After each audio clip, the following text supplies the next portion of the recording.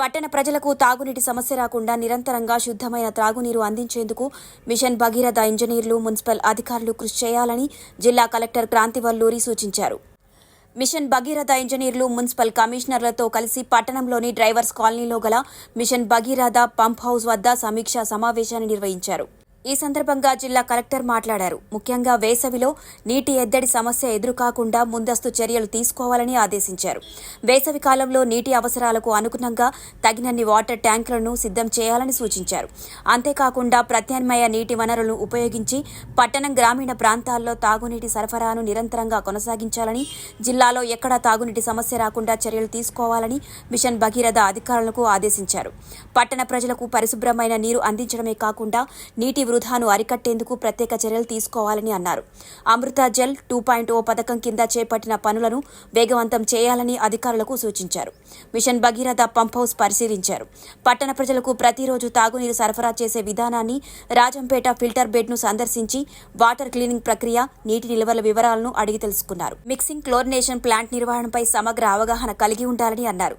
సంగారెడ్డి పట్టణంలో solid waste management పనులను వేగవంతంగా పూర్తి చేయాలని కలెక్టర్ సూచించారు.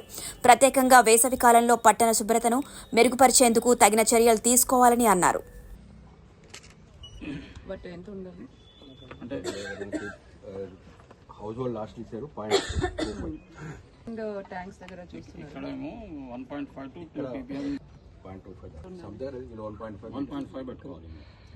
అంటే ఆపరేట్ అయింది ఇప్పుడు ఆపరేషన్ లేదు కదా.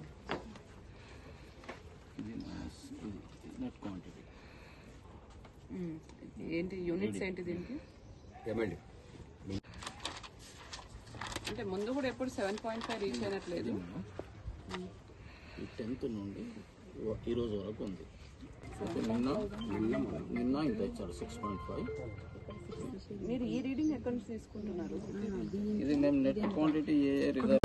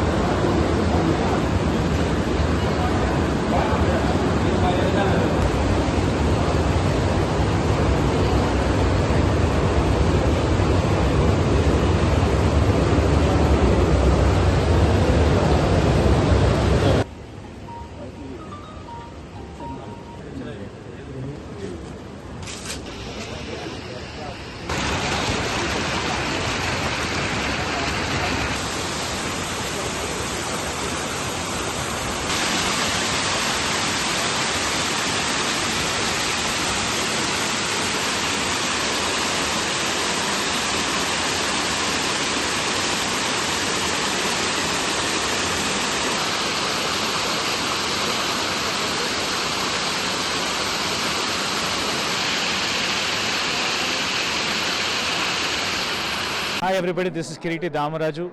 Like, share and subscribe to Saira TV.